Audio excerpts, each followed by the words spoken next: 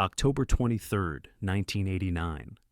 11:34 p.m. Highway 21, 17 miles north of St. Louis, Saskatchewan. Temperature -8 degrees Celsius. Robert Mackenzie's headlights catch something ahead. Two lights, red, not moving. Tail lights, he thinks. Broken down vehicle. He's driving a 1987 Chevrolet Silverado, V8 engine, reliable even in Saskatchewan winters. He slows from 90 kilometers per hour to 60. The lights stay fixed, not blinking, not swaying. Just two red orbs suspended above the asphalt, approximately 200 meters ahead. He's a grain hauler, 43 years old, driven this highway 2,000 times in 18 years. Knows every curve, every frost heave, every place where deer cross. This is different. He gets closer, 150 meters, 100 meters.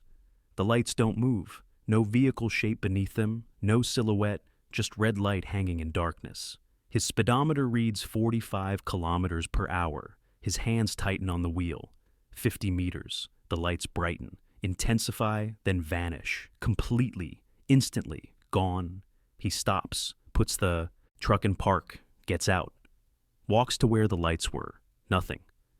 No tire tracks in the shoulder. No vehicle, no person, no explanation.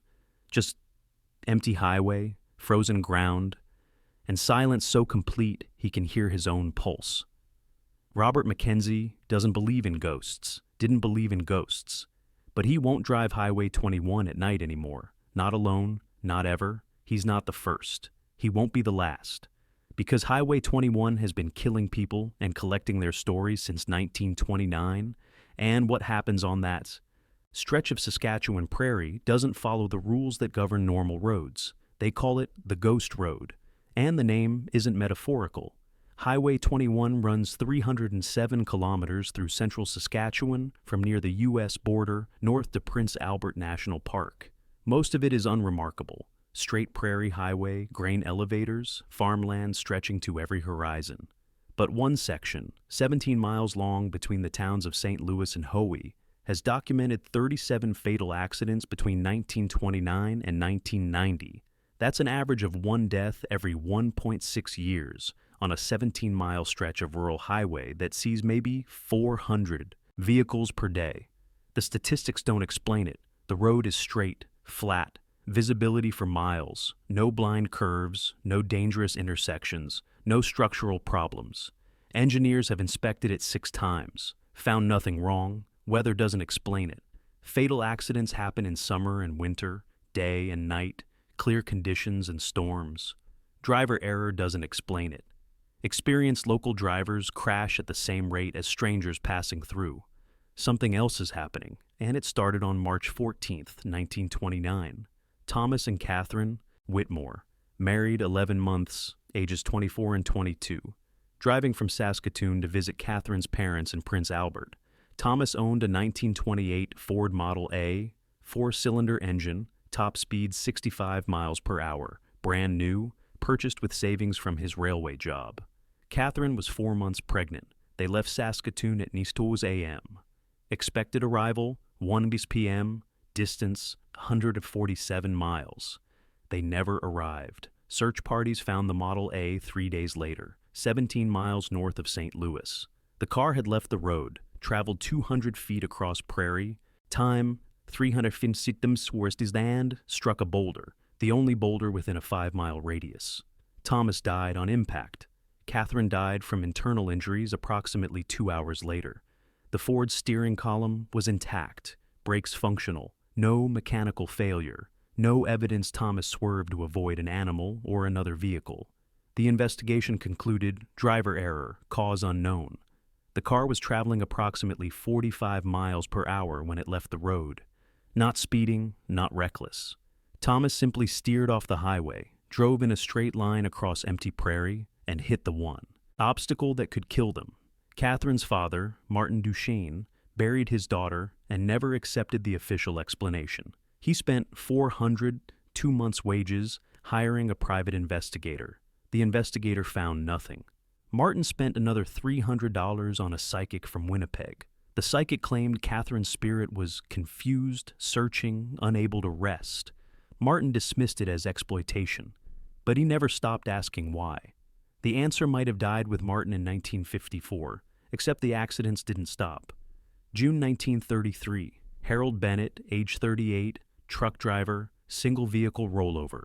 No explanation. Killed instantly. September 1936, David and Rose Schmidt, ages 44 and 41, farmers returning from Regina, head-on collision with a tree. The tree was 150 feet from the road, no skid marks, both dead. April 1941, Peter Kowalski, age 29, traveling salesman, found dead in his vehicle, which had somehow ended up in a drainage ditch despite the road being dry and the weather clear. Cause of death, blunt force trauma. Coroner noted, unusual circumstances. Vehicle appears to have fallen vertically. By 1950, local and newspapers were tracking it. The Saskatoon Star-Phoenix ran a story. Highway 21 death toll reaches 18. The Regina Leader-Post, Cursed Road, claims another victim. The provincial government commissioned a safety study in 1952. Engineers widened the shoulders, improved signage, repainted lines. Accident rate didn't change. Then people started seeing things. First documented sighting, July 8, 1955. Margaret Cooper, age 51, schoolteacher from Melfort, driving south at approximately 10 p.m., saw two red lights ahead. Assumed vehicle, slowed, lights vanished. Time, 650 hours. Exactly like Robert Mackenzie's experience 34 years later. Margaret reported it to the Royal Canadian Mounted Police. The officer took notes, filed them, forgot about it.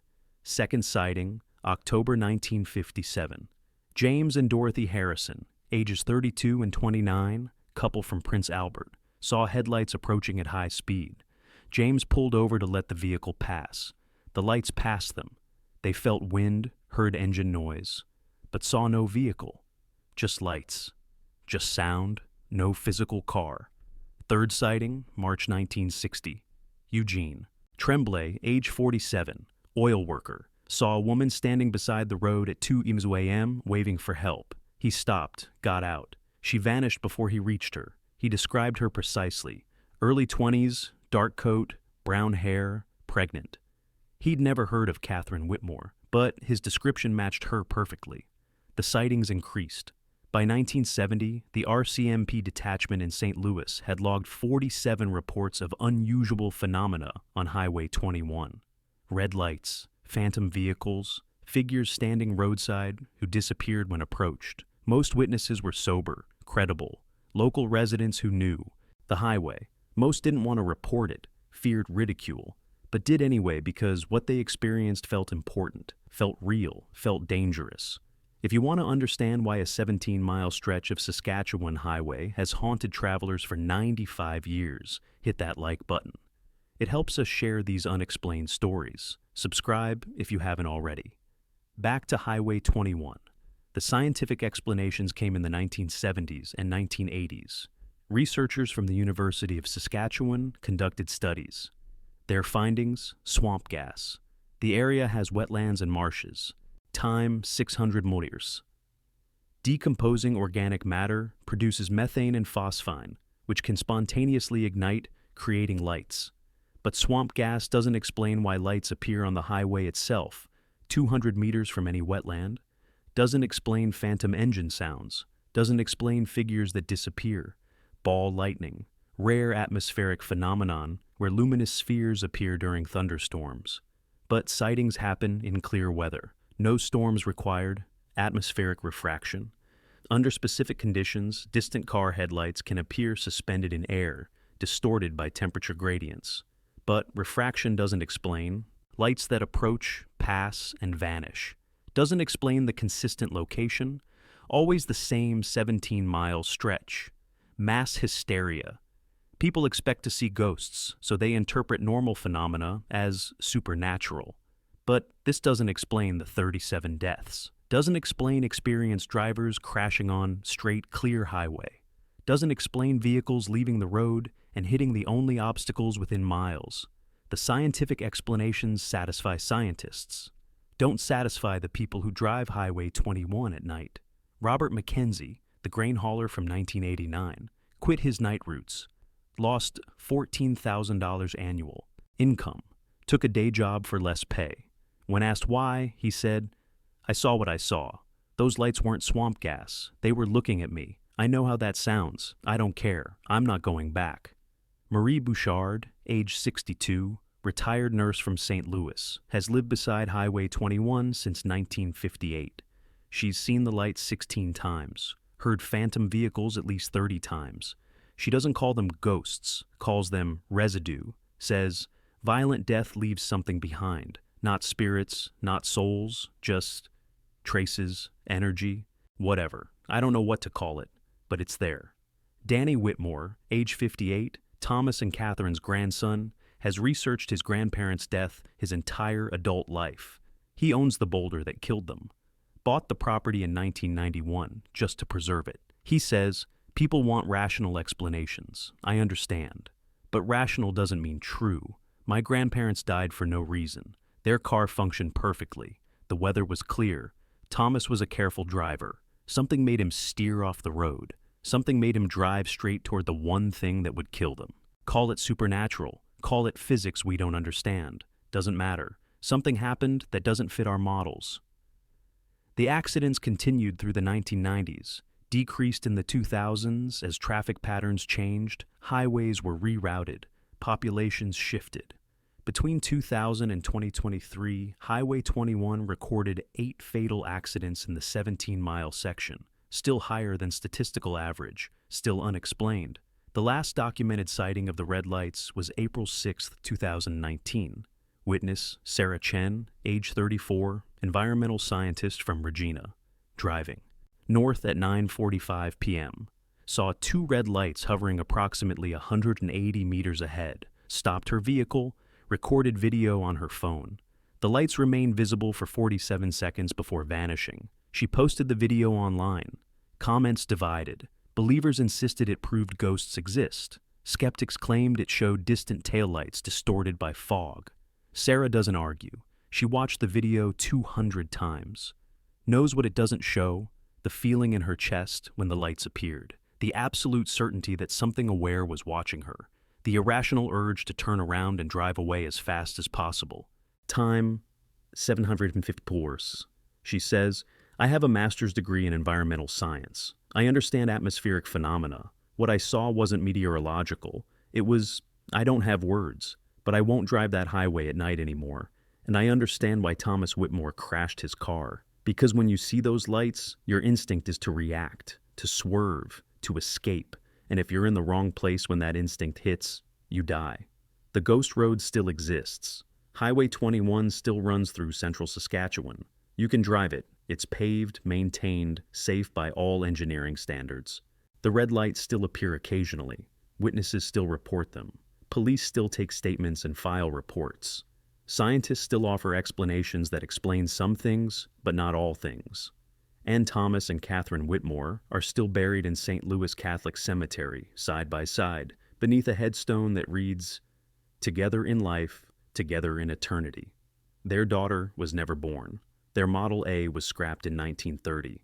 The boulder that killed them sits on private property, surrounded by prairie grass, marked only by a wooden cross Danny Whitmore maintains. Some things don't fit in. Traffic safety reports. You can't quantify the feeling that 17 miles of Saskatchewan highway carry a weight that other roads don't carry.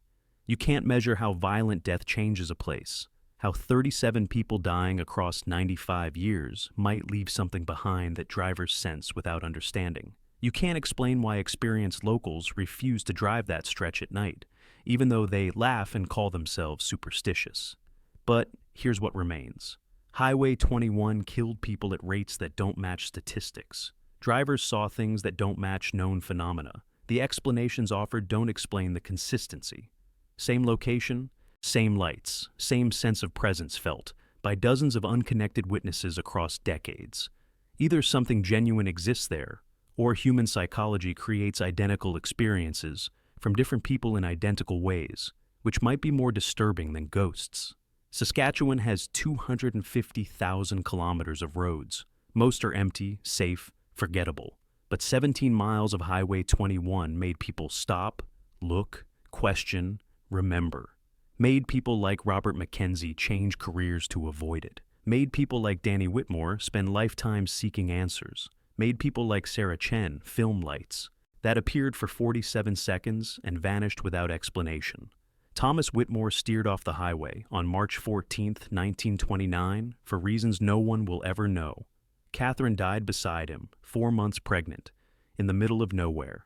And for 95 years, that 17-mile stretch has been asking the same question they might have asked in their final moments. Why here? Why us? What made this happen? No one knows. The road doesn't answer. It just keeps taking travelers, showing them lights, playing sounds of engines that don't exist, and occasionally, rarely but consistently, adding another name to a list that started in 1929 and hasn't closed yet.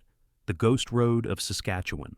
Not a metaphor, not a tourist attraction, just a place where the normal rules don't quite apply. And the only certainty is that something happened there that no one can explain, even after nearly a century of trying.